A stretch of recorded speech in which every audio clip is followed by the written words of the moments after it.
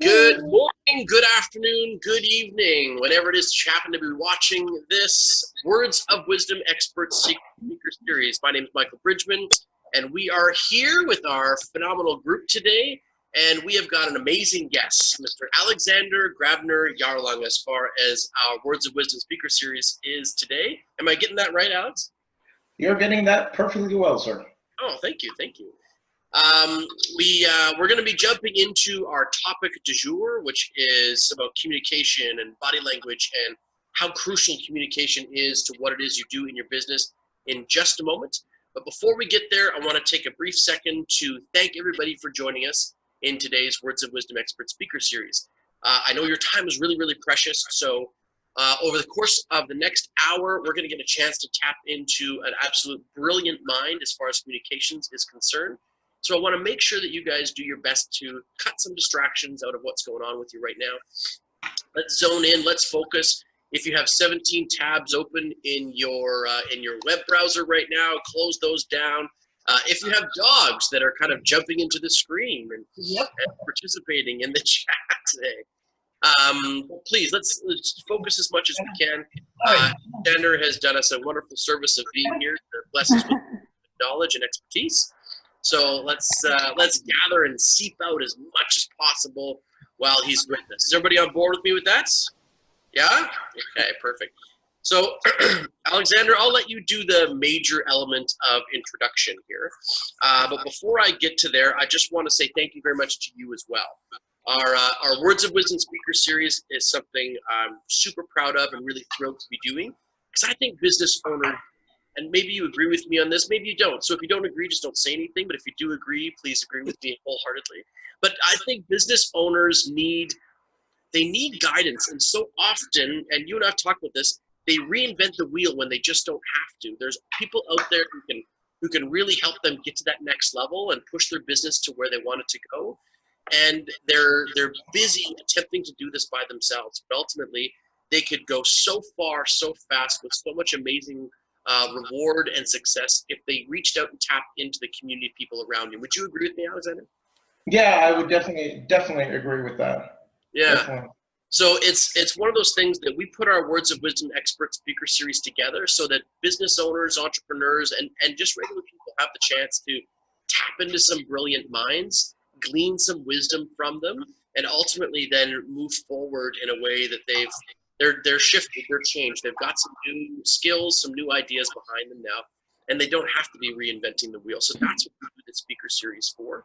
And we do this once a month. We bring on an expert, a brilliant, a genius like you, my friend, and we let you rip for 45 minutes to an hour here. And then this group of people have the chance to ask you some questions. So when you have questions, guys, we're going to mute everybody, and so just so we diminish the background noise for the recording purposes. But if you have a question, please put it into the chat box that you've got a question, and then we will do our darndest to open up the microphones within a short time period from there so that we can then get that question posed to Alex and move forward. There will be sort of an informal Q&A session near the end. So if there's a pertinent question through, please put it in the chat box. If you think the question can wait, just let's leave it to the end and we can do our rapid fire question process and make Alexander sweat. All right? So I'm just going to go through muting everybody really quick here. Bear with me. I'm looking forward to that. Yeah. It's cold where I am. Oh, there you go. I need the heat. Okay. And then you've been unmuted, Alex. Perfect. So let's get right to it, buddy. So tell us where you are, and speak a little bit about your history, my friend. Well, okay. First of all, I am in Sweden. Everyone, it's very nice to be here today. And in many cases, out of the 9 million people that lives over here in Sweden, majority of them speak like that. But I'm not going to do that. As you can hear, I picked up the North American accent. So who am I and why am I here, and what's the purpose with my existence on this planet? Well, my name, like Michael's been saying, is Alexander Grabner Jarlung. I was born and raised down in south part of southern Sweden, in a place where basically nobody understands anyone, and not even each other. So we speak a very weird accent of Swedish. So I had a pretty good childhood. It was tough, it was rough, but we're not here to listen to my childhood. It's more here to listen to what shaped me, and that was when I turned 18. I never thought myself of being somebody who would sell myself, sell my body, but apparently I had to. And some of you might have the idea and mindset of going to Amsterdam red light district. Had nothing to do with that whatsoever. But I started out in the casino business when I was 18 years old, and little did I know that I had to sell myself because I needed to be as convincing as I could to make people put down more money on their table. So I was giving them the sense that they were going to be a millionaire. You know, they were one step closer to become a millionaire. But if you don't know, which I do believe that you don't, is that in Sweden, the casino business is made for the house to always win. You're never supposed to win. But anyway, I worked. Pardon me? Pretty much the same over here. Yep. Same thing there, yeah. So I was working, and I was good at what I was doing, but I had no idea why I was good and what it was all about. So I kept on doing this, and I got more tasks and more chores at the company I was working for. And finally, one day, I was head of education. So I educated other dealers to, you know, start dealing cards and being blackjack dealers. I felt that it was a good thing. It was a good profession. I made, you know, a decent amount of money.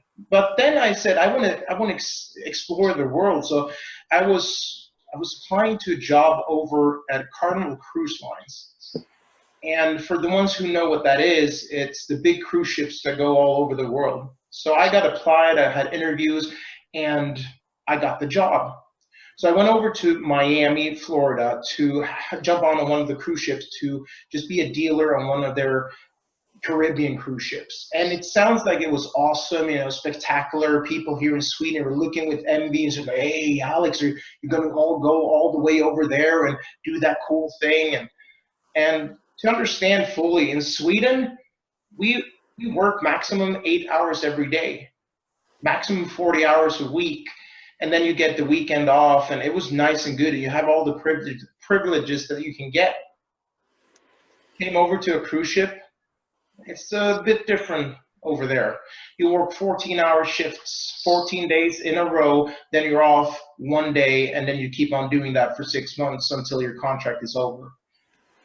I thought it was cool to do that. I made a ton of money doing it.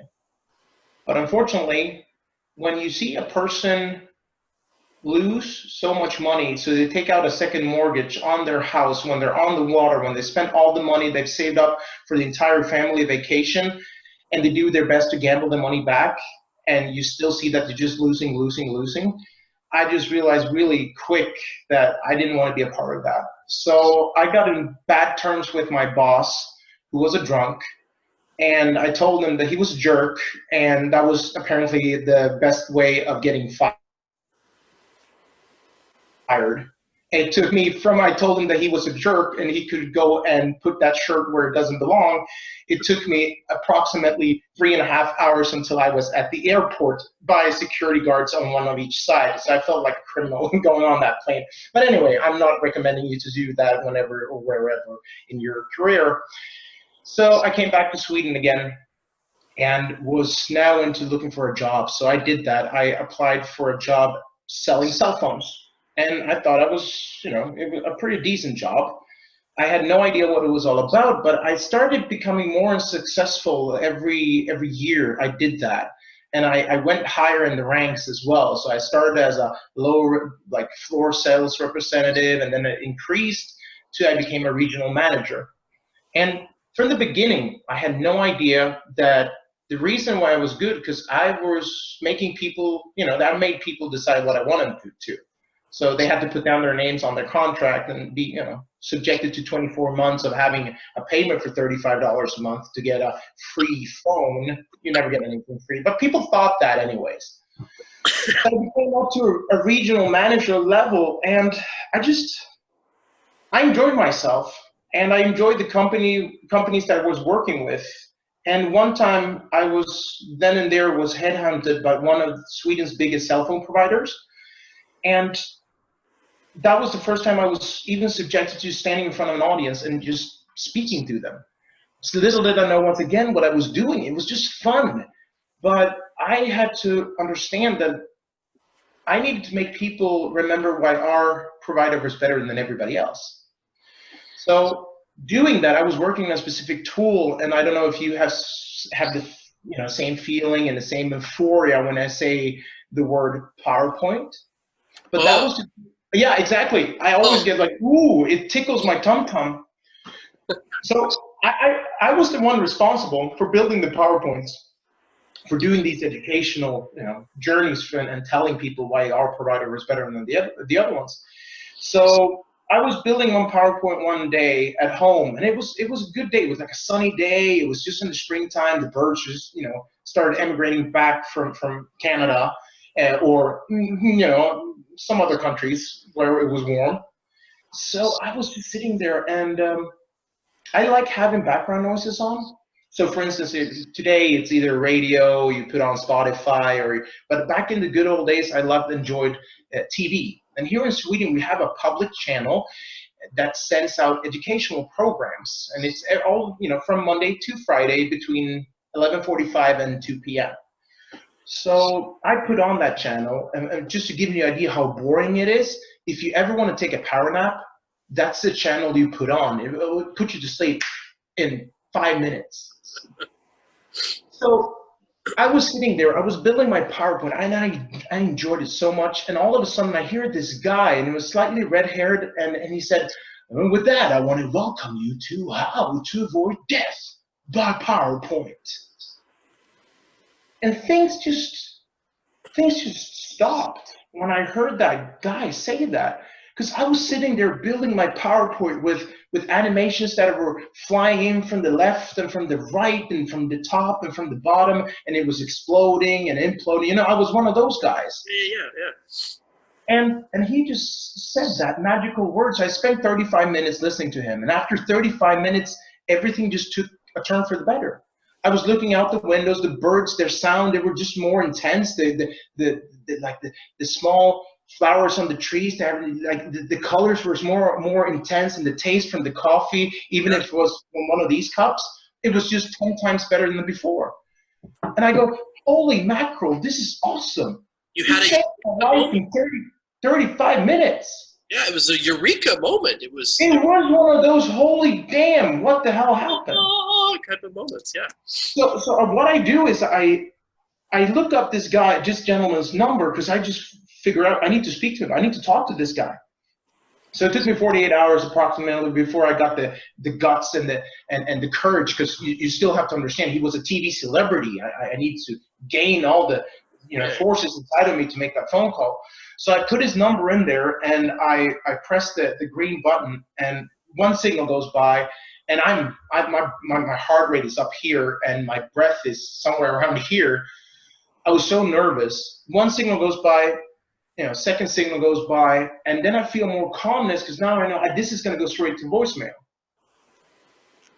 3 signals goes by, and I go, I'm done. It's going to be voicemail all over. Just before the 4th signal, and here in Scandinavia, when you come to the 4th signal, that's when it connects to the voicemail. Okay. I hear this. Hi, this is David J.P. Phillips from PresentationSkills.com. The only thing I get out is the following. Hi, my name is Alex. I would like to be inside of you.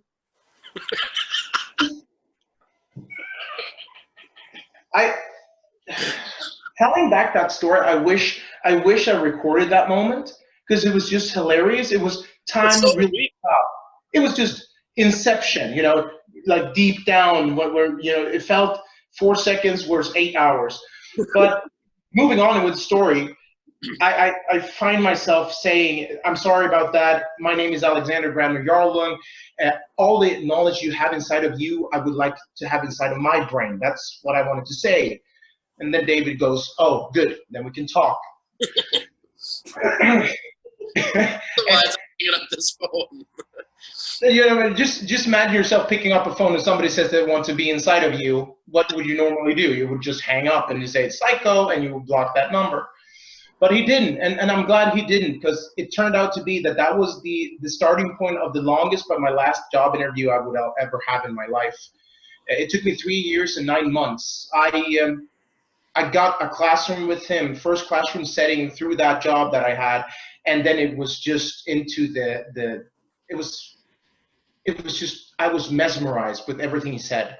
So I kept in touch with him for the 3 years and 9 months, and by a coincidence, I ran upon him on one of Sweden's biggest airports, and he just says, Alex, hey buddy, we're closing to 4 years now. You learned everything that you can learn, and I see you have the passion. Do you want to be a part of this and change the movement of the world and how people are communicating with each other? Because we need to stop having people execute other people with bad PowerPoints. And from that day, I just said, hey, buddy, you had me at hello. So I signed up and I joined him, and that I've been a part of that movement for the last half a decade. So every single day, every single 7 days a week, 365 days a year, 24 hours a day, as soon as I'm not sleeping, while I'm awake, I help people all around the world and just do what I can to have them have a better, just a society. And right. Make that, that we leave the afterworld, or after our life is over, the legacy that we have, that the kids, our kids and the next kids generation, that we have easier way of communicating. It gets too much into this too many times now, and too many PowerPoints, and too much, we depend on too much electricity all the time. Or that sounded like I want you to go back to the Stone Age. It's not about that. It's just that we need to stop understanding that you are the presentation, not the PowerPoint behind it, or whatever graphical enhancing tool that you're using. So that's pretty much my story. That's where I'm from, and that's the reason why I'm here. And I'm super stoked. I didn't get the chance to thank you for having me on this show. Oh, so, hey, no problem. It's great to have you here. I think I all of us when we get somebody like yourself, Alexander, who comes on and we can share in your wisdom and go through the process of just enjoying what it is that you have to offer. I think I speak for everybody when I say it's always a thrill, right? So it's fantastic to have you here. So I mean, it's a great story. It's epic and it's hilarious all at the same time. And I love how you want to leave this lasting impact on the world, and that's because of the ability to communicate better. And I think a lot of the time we as people, we forget how we're communicating all the time, right? How we're sending off a resonance constantly about what we want to be communicating to the world physically with our emotion. I mean, emotion's energy, right? So, but tell me, how long have you been studying this stuff now? So you started working with David Phillips about learning from him 10 years ago? Yeah, we're going to 10. It's a 10-year mark this October, now in October. Okay. So I've been studying with him, and then for the last 5 years, I've devoted myself. Like I don't have, and this is where I stick out my real, and like stick out my neck and my chin, is that I don't have any. How do you say it? I don't have a college degree in communication. Formal type of. I don't have any formal. No, I have two things. I have experience, and I got the passion for it. Right. And those two were enough to learn, because I always thought to myself that I was not going to be that person to stand in front of an audience like before I was 45 or 50, because I needed all the experience that I could ever get of working at a regular 9-to-5 job. But it turns out to be that from I was 18 up to when I started doing this, I had enough experience to see that the world was pretty much, you were just changing the title, but the job was still the same. Same thing with the communication, it was still the same. So I don't have any formal education on it. It's just I have my experience and the passion for communication and the skill of communication. Right, fabulous. Yeah. And now I was digging into a little bit about your profile and everything else, and doing some rummaging around. You talk a lot about brain chemistry. So yes. I mean, you've gone through your story of your journey here, and clearly, I imagine you were probably using a lot of what you've learned skill-wise in actually crafting and then delivering that story. Am I right? I would say no. Of course, I speak I just speak fluently like this all the time. But No, yes, of course. Like I mentioned before, that the rest of you haven't heard, is I'm very keen, and one of my first things always is that I live the way that I learn. So all the skills I learned in the beginning is something that I apply to everyday work. But it's not just when I tell my story. It's when I have a communicate with my wife or my kid or my family, my friends, my colleagues. It's all the time. I always apply them because it's very important. And it's not just when it comes to communication skills. I would say it comes to whatever you do for a living. You live the way that you learn. You live the way that you preach, because otherwise people will see through you. People will see that you're saying one thing, but you're not living that way. So I fully, and you said with the biochemical stuff, David, who is my mentor, but it turned out that he's also my best friend. He spent, from he was 15 years old, he bought his first EEG machine. An electrosilograph, and I don't know if you have one or two laying back at home, in our closet, and you don't know what to do with it, but an EEG machine measures the brain waves. So when he was 15 years old, he got one of those machines sent from the United States over to Sweden, because he just wanted to figure out how the brain was working, how people, why they're reacting, why do you tilt your head to your left or to your right, why are you doing that? Is a specific reason why you have your, right now, for instance, Michael, why do you have your fingers like over your mouth? And so he started to studying these behaviors of humanity. Alexander, so, be quiet. That's why I do it. Yeah, it is. Okay, yeah, but that's good.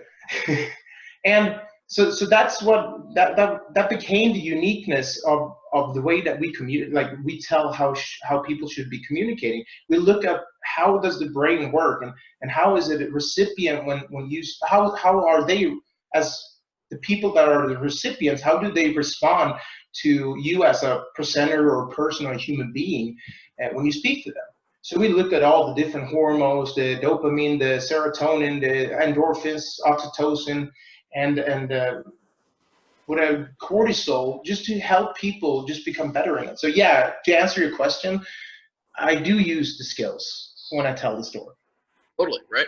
Totally. Yeah. And and it's, as you said before, communication is such a crucial element of all pieces of business, right? That and all pieces of our relationships, because business is about relationships, and so therefore, being an expert and being able to really craft a great set of communication skills is an invaluable piece of how you can be more successful. Would you agree with that? Yeah, I would, definitely. Okay. But to understand as well, at the same time, it's not that you have to be, it's so many times when people look at me, and after a session they come up to me and say, like, Alex, hey, how long did this take? And I mean, you must have learned everything from the scratch, and how did you apply this? Well, just to give you an idea, we're born with some of the skills by nature, by the DNA that we have. Just the latest study that was done down in it was a European study from some scientists in Great Britain, and they were looking upon, so how do you move, that body language? So how does it have to be a specific gene, or is it a talent? No, it was a specific DNA string that shows that you move the same way as your parents were moving or are moving, and they're moving the same way as their parents are moving. Because they did this study on blind children that was blind from birth, and they've never seen their parents speak. They've never seen their parents talk and move. But the fun thing there was that they can show that they move the exact same way as their parents were moving. So they did the study in Great Britain, and they did it down in Italy. And the people in Great Britain, they're more square. They keep low, smaller, functional gestures. Same thing with the kids. And then they looked upon the Italians, and the Italian, they look, hey. They were out there with their functional gestures, and they did the same thing, even the blind kids who had never seen their parents. So it goes down. So we have some of the skills by default when we're born into this world. But learning the skills, you can apply many of them, and it doesn't take a brain scientist to do them. Any average person with an average intellect and intelligence can learn this, because we never have to forget one thing. Becoming great in communication, it's a skill. Skill, not a talent. Not a talent at all. So with that in mind, then, talk to me a little bit about your, because I mean, you've done some stuff about Amy Cuddy's work. I mean, some of us probably know who Amy Cuddy is from her TED Talks and everything else, and about physical gestures. So let's talk a little bit about physical communication, because I know she does a lot of work with that, but I know you do a lot of work with physical gestures and how your physical presence is, even from through a screen, as to how that actually communicates and what that makes other people feel, think of you, and how it reciprocates certain types of reactions, and what you can do with those physical poses, gestures, etc., when you want a certain reaction from people.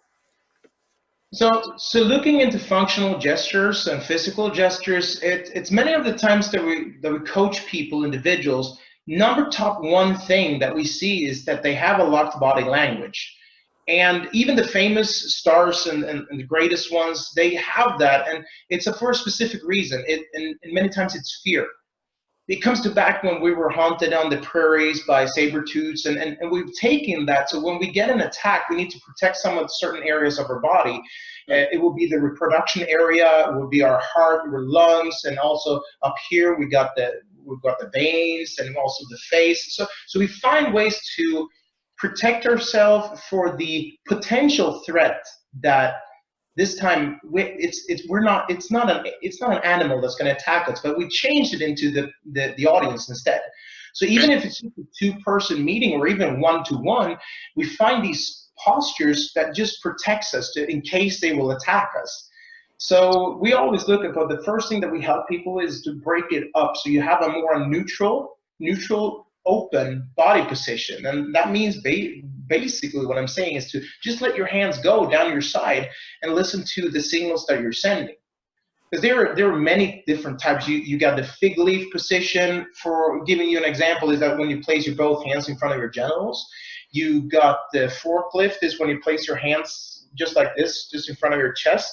And you can have the prayer, you can have the rabbit is also good. And then one of my personal favorites is the T-Rex. And that's when you put your hands up here and like, wow, wow. You see people do that. I've seen presenters with their hands right. And I like it. I can't, but I can never imagine having somebody listen. It's like standing for 45 minutes and going like, yeah, can everybody see over here? It's going to be a huge change to this company. We're going to move from here and we're going to move over here. So we found the craziest things. One of the last things that we just released is called speaker rating, and it's based on something called 110 Steps of Excellence. And that's where David did a study on 5,000 human beings on behaviors that they have, tics, and skills that they either are good at or less good at. And he narrowed it down to that we have 110 individual steps and skills that you can measure and see how a human being is working and how well they're communicating their message. But it's just, first thing, open up your body language. Be more. A functional gesture should emphasize what you're saying. So if you're moving your business from this side, you drag your hand over to the other side, or vice versa. If you want to take that we were here, but now we're going to increase our budget to this time, like this much. And you use functional gesture to amplify an emphasis of what you're saying.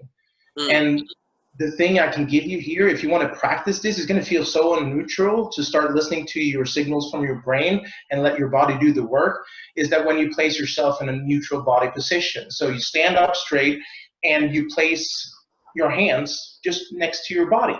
Just let them go, run next to your body, and then see what happens when you start talking. So that's for just even you saying that. Like, I don't know about anybody else, but when you talk about me stand in neutral and put my hands down beside my body, I automatically feel weird about that. Does anybody else, you guys all feel that way? You know what I'm talking about? Yeah. Like it's like you're gonna feel vulnerable. But now you change. But the fun thing here is now you change it from a one-way communication street to a two-way instead. So you got both ways. So you can take what they're saying as an audience or a person that you're talking to, but at the same time, you can push your message forward. So you're not showing them that you're in an imminent threat, or you think you're going to end up in a threat. It's just that you're now saying, hey, I'm listening to you. But it's very crucial to understand also that I'm not saying that you should stand like this, like a candle all the time. No.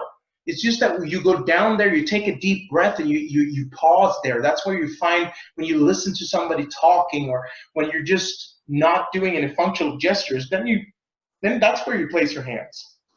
No other time. It's just to relax, to feel more calm with yourself. So tell me, if we were taught this technique as Shakespearean actors, because Shakespeare's long text and everything else, and it's hard to always keep up with what the person's saying as an audience. So they taught us this technique, and tell me if this is similar to what you were just referencing, where you would put a certain idea of the text up here, and you might put another idea of that text down here. So that the tone of your voice as you're moving through the poetry of Shakespeare, when you want to talk about that thing, it's right here. And when you talk about the other thing, it's down here. Yep. So that people, even on a tonality level, they start to understand these are the two topics. Although they may not be able to string all the poetry together, they understand now you're talking about this thing over here, and now you're talking about this over here. And they start stringing that, very similar to what you were talking about as far as the gesture. It is definitely. So the coolest thing by far when it comes to putting on and adding functional gestures into your communication is that we'll change this as well at the same time. Right. So your voice will be changed automatically by you using functional gestures and letting your body speak the language that it's supposed to. So you can hear that you will emphasize on certain words in a different way. At the same time, you will do this. It's called a sign. So you will do the sign at the same time, saying for the first, this is what I want you to listen to. For the second and third, so you will change your emphasis. Your pausing will become better. It will become more natural to be quiet. It's one of the scariest things there is in the entire world, is to be quiet. When I started out doing this, I thought that, hey, I can use the art of being quiet. It takes approximately like 1 to 1.5 seconds. And then I figured, as soon as I started reading up on these topics, I saw that there were 9 different ways. We have 9 different ways of being quiet, as neutral as programmed in our brain. But then you can learn another 13 ways to be quiet. So you got 22 ways of shutting up. Okay. Why didn't anybody tell us that when we went to school? So anyway, so it will help you, like putting down in functional gestures, it will help you with volume, it will help you with changes in your tempo, your emphasis, your pauses. So all these things, they're and you can feel that if you just practice yourself. Say you're preparing yourself for a presentation, or you're going to have a business meeting where you know it's going to be crucial that you are on top game, that you're like the best version of you that you can ever be. So when you practice that and you start using functional gestures, like I said, you put down your hands and you listen to what the signals up here are sending, you will see at the same time and hear that your voice will be changed in a new way. You will start communicating as you never done before. So they're so well connected, but people don't understand that today, that one thing can open up the other or vice versa. So, yeah. Well, now, as I said before, we're going to have a lot of business owners and entrepreneurs be listening to this. So what would be a couple of quick little tips that you can give us, Alexander, for persuasion? Because you and I both know that selling something is about persuasion. So what are some quick tips that you could give us from a persuasion perspective that these people could take and they could run with right away?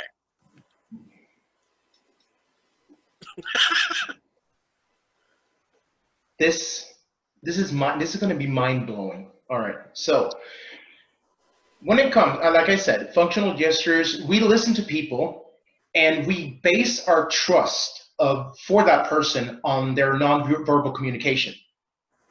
Scientists today haven't decided how much. The Germans always go, well, nein, es geht da nicht. I always have to do the German accent. No, it gets nicht. It's 58 percentages, yeah. It's 58 percentages. But then the Italians go, no, no, signore, signora, no, no, no. It's 96 percentages, and that means 96 in Italian. So they have made two different ones, or sorry, they made a lot of studies, but they can't figure out and agree to one. So I'm saying this: you base the trust from your audience of how you move with your nonverbal communication up to 70%. So they base their trust towards you how you move. But there's another way of seeing it as well. So you're saying that the trust from our audience, or whether it's one people or many people, the trust about moving forward with us in our ideas or with us in whatever we're doing is 70%, approximately 70% nonverbal, pure physical. Yeah. Okay. Yes. So they're just looking at you, and there's like, hey, that person looks very confident in what they're saying, how they're saying it. So yeah, I'm gonna start trusting that person. There are different, there's a variety of other points, but I'm still saying we can't afford, as being business owners, not to use the non-functional gestures. But the second thing is, and that is one of the lead things that we educate people in when it comes to them saying, hey, I want to become better in my communication skills, is the way that when you sound stupid. So you want to take away the stupidity of your communication. And now you look at me and going, wait a minute, did you just call me stupid? No, I didn't call you stupid. I'm just saying that you sound stupid when you speak for one specific reason. And that's the filler sounds. I don't know if you've ever been to a seminar somewhere in the world or online, and you've listened to the speaker, but you stop listening to what the person is saying, and you start listening to what the person is saying in between the sentences. And that is the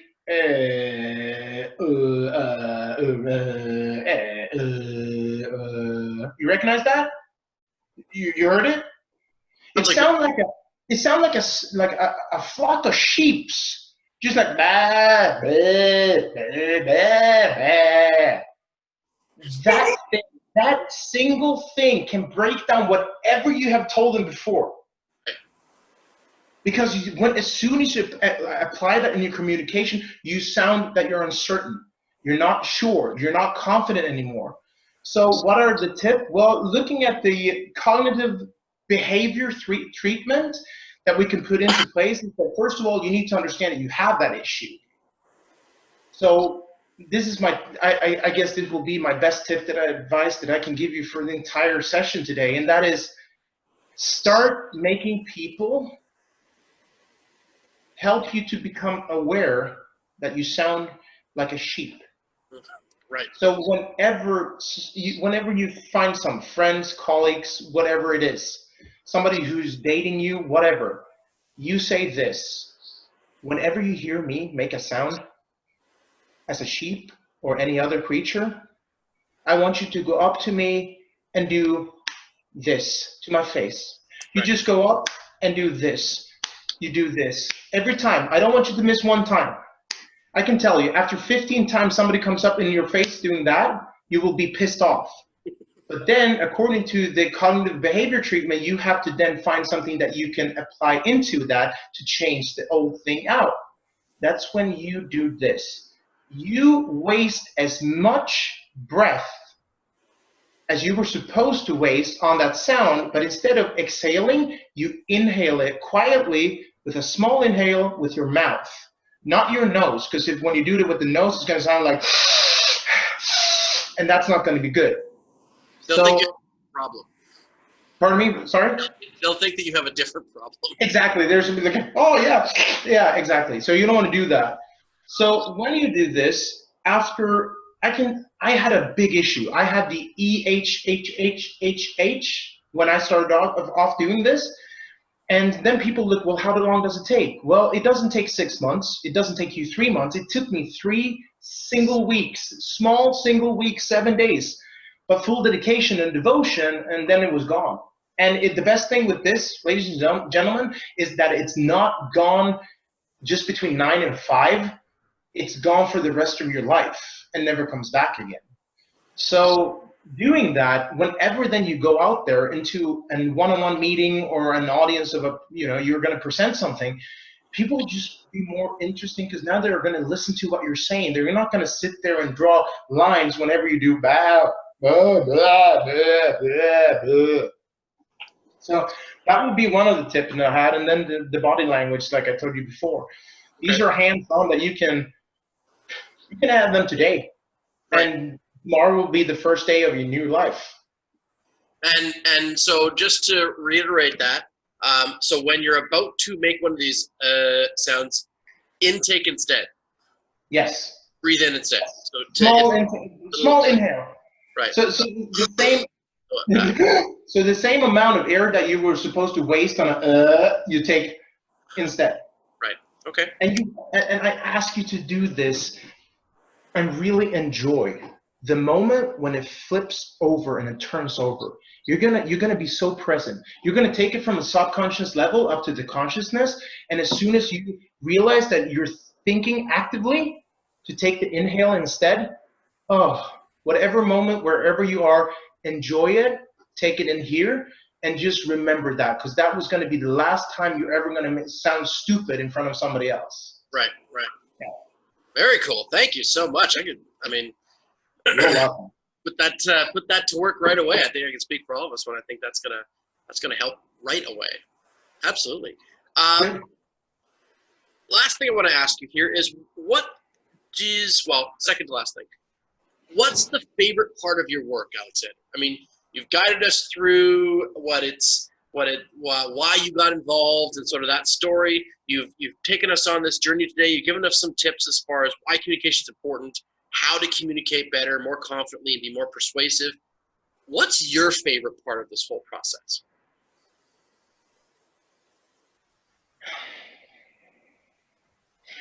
The time when you see somebody grow.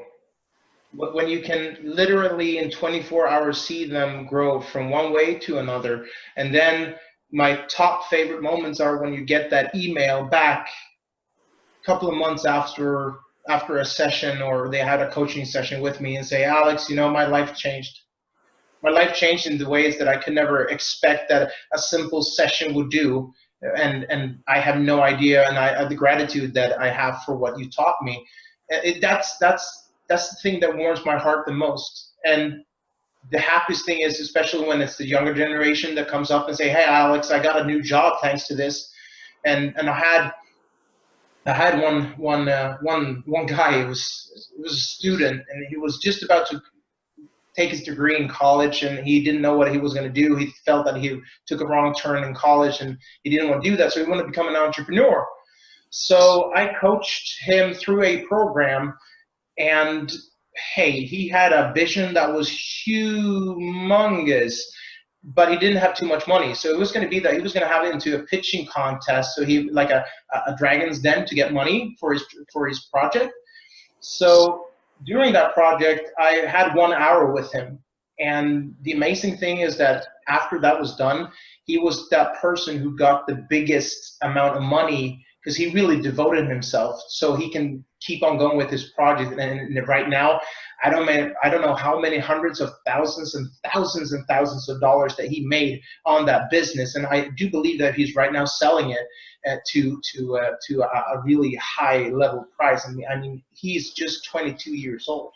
Wow. He just got out of college, started our program, or started his project, and he just went for 1 year, but he grew so much that he just wanted to do something else. And that was one of those success stories that really hit me, because I walked in there, I helped him, and he really devoted it, and that changed his entire way that he will live his life. So basically, the best thing is to just meet people and help them. Right. That's a major thing. And when it comes to communication, I think we could all agree, it happens quickly, doesn't it? Like, you can revolutionize and evolutionize the way you communicate, and the way that has an impact in your life and the lives of those around you very fast. Would you agree? Yeah, definitely. Oh, definitely.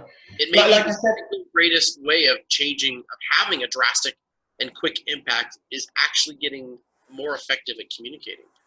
Yeah, we communicate all the time.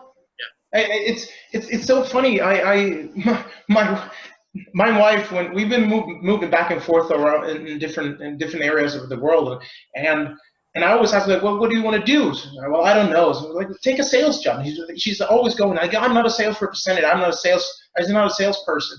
I'm like, I'm sorry, but that's BS, sweetie, because you sell all the time, and when you sell, you communicate.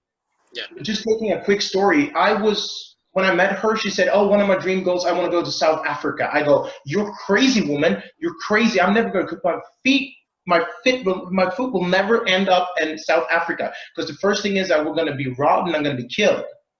So I was totally against that. But then she started with these crazy things, and I didn't know what she was doing, but she started communicating. She showed me a picture of a beautiful road, and I go, wow, that's a beautiful road. That's a beautiful place. I would love to drive that. And she goes, yeah, that's the garden route in South Africa. I'm like, oh, cool. Didn't think too much of it, right?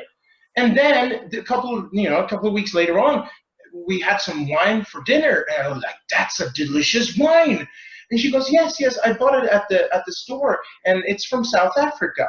I still couldn't connect the dots. That was the funny thing. And then she goes, 3 weeks after that, she shows me a video. She sends me a Facebook video of shark diving. I'm like, holy crap, that's the thing I want to do. It's one of my bucket lists. I want to go like great white diving, or great white shark diving.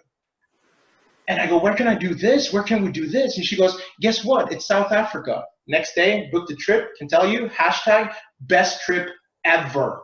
Nice. So he sold me that trip because he was communicating in the right way. So yeah, you can improve your communication skills within hours. It's not going to be five years from now you're going to be good in communicating. It's going to be from the get-go. As soon as you start applying the skills, like I said before, you take like one of the classrooms, we can see a change from 24 hours. From the morning they begin, from the day one to the second day when they go home. Very different. It's two different people speaking. Wow. But still the same person. So Alexander, I want to give everybody the chance here to connect with you a little bit themselves. So for those who would like to, I want to open up for some questions. So does anybody have any questions for Alexander? Just unmute yourselves, or let us know in the chat box that you need to be unmuted. Sorry, don't take any questions. No questions. No. No questions.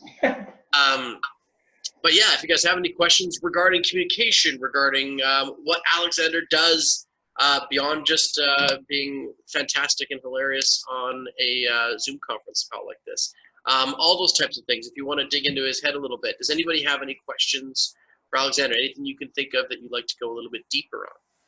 Is Sweden such a cool place to live in? Yeah, pretty okay. Yeah. Fire away, Suzanne. Okay, so when you're communicating with somebody who responds in one word or shrugs, I'm thinking a lot of times of children, but sometimes other people who think they don't want to talk to you. What can you do to get around that, to get through that? Oh, you mean that? So you mean that? But that comes up to us as human beings. If you ask them open questions or closed questions, are they giving you? Are you be given like one-liners back, or you're asking them closed questions or open questions when you ask them something or talk to them?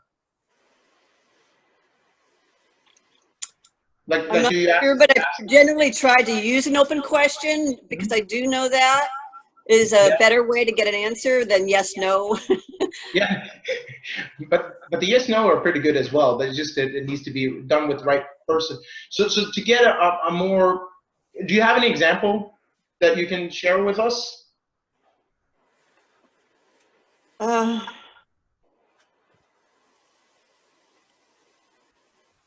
Okay, I'll have to make one up at the moment because I can't think of a specific one right at the moment. But so let's say you're talking to an adult and you say, well, so how was your work day today? Was there something that was interesting that that you'd like to share with me? Yeah. Okay. So you mean that types of. All right. So in many cases. In many cases like that where we end up with a person who doesn't give us too much, it's regarding that we ask them, what did you do, or when did you do it? How did you do it? How was your workday? That is when you give basically a question that requires them to give you information back. And to be honest with you, there's a lot of times where we don't want to listen to other people talk about themselves, but we like to talk about ourselves.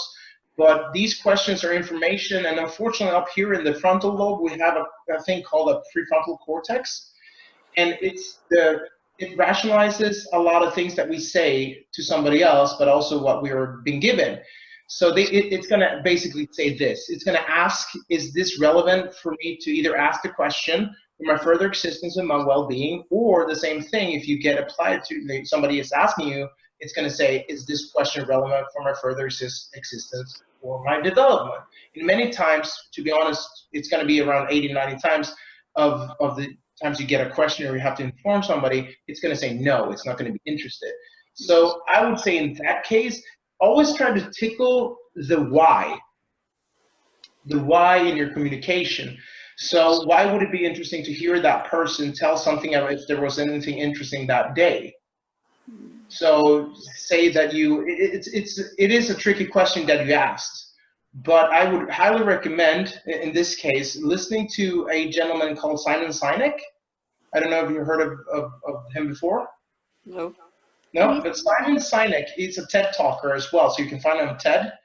He really gives a good example of speaking of why and making people more interested and to open up and talk than they normally do. So that would be my answer to you, to focus more on the why and listen to Simon Sinek. He has a lot of good things on his mind, especially that TED talk for 20 minutes. You're going to get a lot of that. Yeah, he's brilliant. He's brilliant. Yeah. Perfect. Yeah. So question, Suzanne. Thank you, Suzanne. Dominica, did you have a question?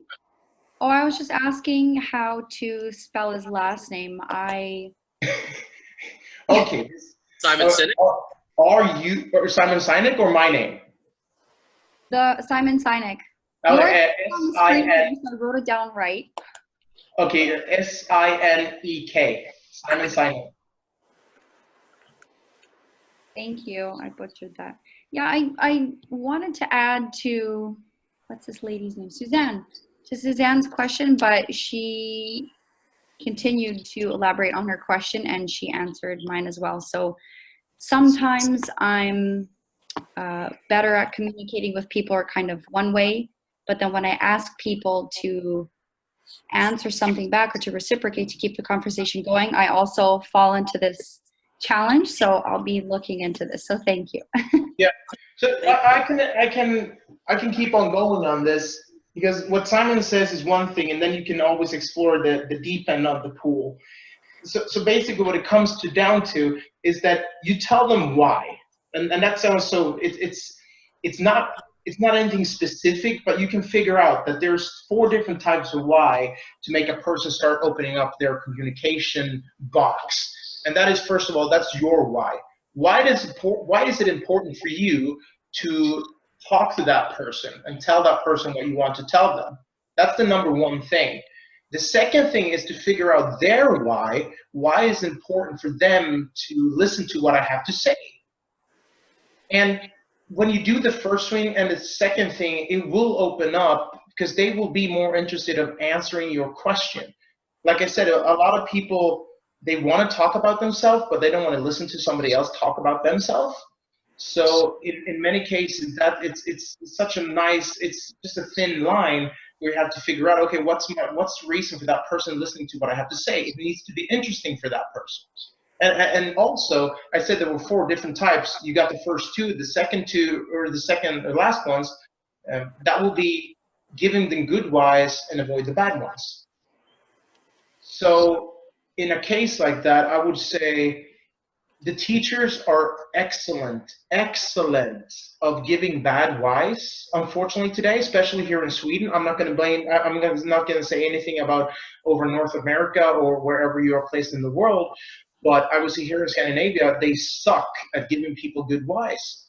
My math teacher, she was like a robot. She just told me, I asked her why I have to do these math numbers and these chores, and she just goes, Well, Alexander, you know perfectly well that according to curriculum guide in 8th grade, you've got to do this. If you don't, if you get a F, you have to redo that next semester, and you don't want to do that, do you? I mean, being 15 years old, who would get inspired by that answer? None. She blew my mind. She blew my gasket. I was just like, oh, hey, screw school. I don't want to do this. I got an F, so I had to redo that the next semester. But hey, if you just spent a couple more, seconds to figure out what was the good reason for me, and I would say, hey, I like that. I like listening to what you have to say, and I will be, more active doing math.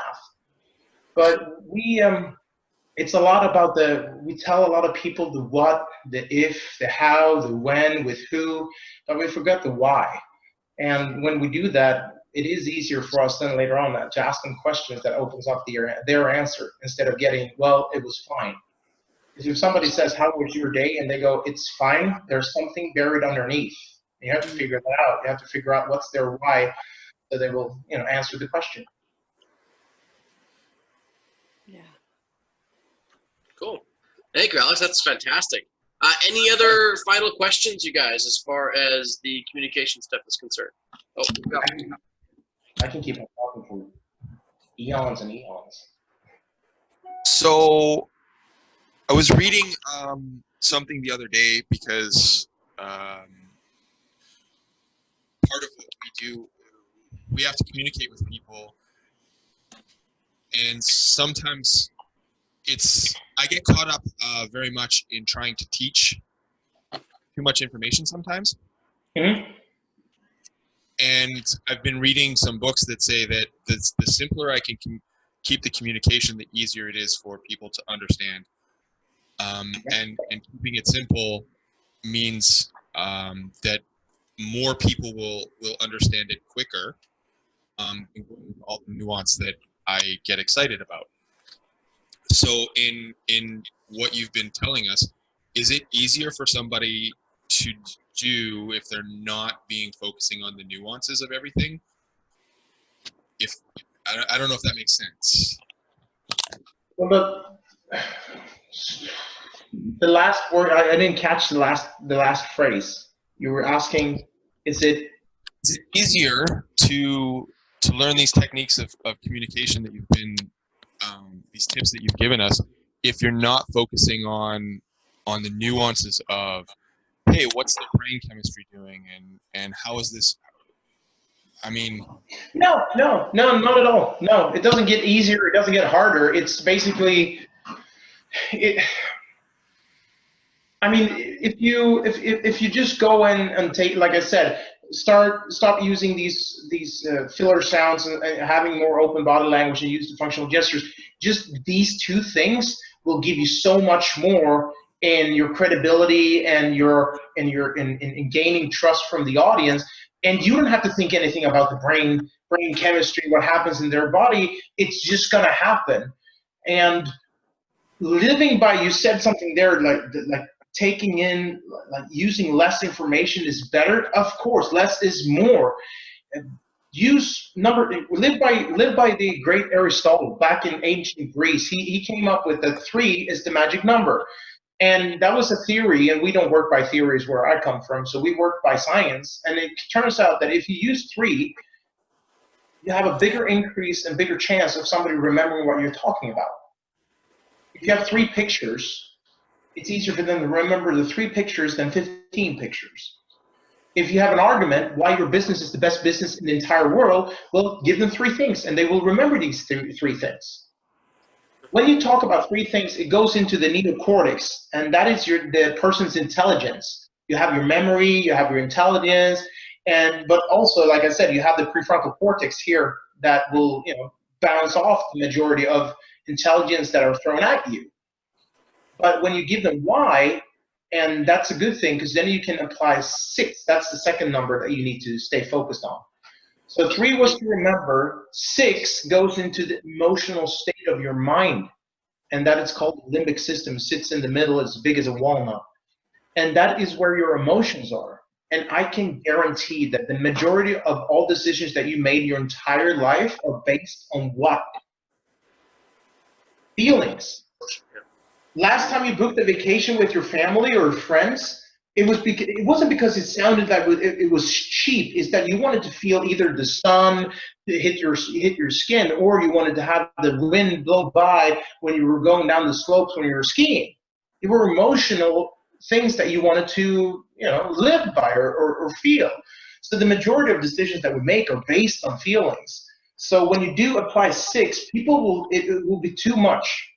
As a case here, somebody would ask you, what's the reason we should do business with you? And then if you just name drop 6 things, 6 reasons why they should do business with you, the only thing they will get is that, oh, holy crap, that's a lot of things that you're good at. But they will never remember single-handedly anything of what you just said. They will just get the sense and the feeling. So now you're into their decision part of the brain, and now they've decided to start listening to what you have to say. And then when you're done with your meeting and you want to summarize it, then you go back to the 3. You give them 3 things, because then they will remember why it was so good doing business with you. Create the decision, and then place the memory. And it all grows back together, that they will start remembering you, and you will be awesome next time they see you, because they will be more dependent because you create a bunch of hormones in their bloodstream. But we have to go on for 5 more hours to give you an insight of that. Well, let's. Thank you so much. Yeah, don't worry. Okay, so let's. I just want to, as we wrap things up here, Alexander, I want to say thank you so much for being on here with us. I got huge value out of today. Did everybody get good value out of today? Lots of really good stuff. Yes. So very cool. Much appreciated, Alex. I want to just want to cap off here with a couple of really quick questions. How can people get a hold of you? Where can they find you? If they want to track you down, if they want to meet you in the airport accidentally, how do they find you? Well, you can find me. I'm based here in Stockholm for the time being, but you can find me on all social media. You can find me at LinkedIn. You can connect with me on Facebook. I'm even on Instagram, but that's just for the fun and the giggles for it. But the easiest way, either you connect with me there, you send me a personal message, and we can connect even further. And I even have an email. I know it's 2018, it's very retro to have that. But you can find me at alex@davidjpphillips with 2 L's.com. So one of these 3 things would be the easiest way to find us. So Doug will put that into the chat box to you guys. So Alex, At Alex davidjpphillips.com. Yeah. David J.P. Phillips, right? davidjpphillips.com.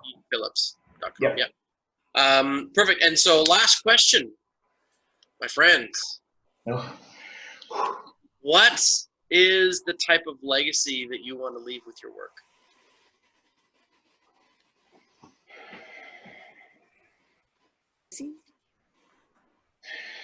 My legacy would be that the afterworld after me would have an easier way of understanding that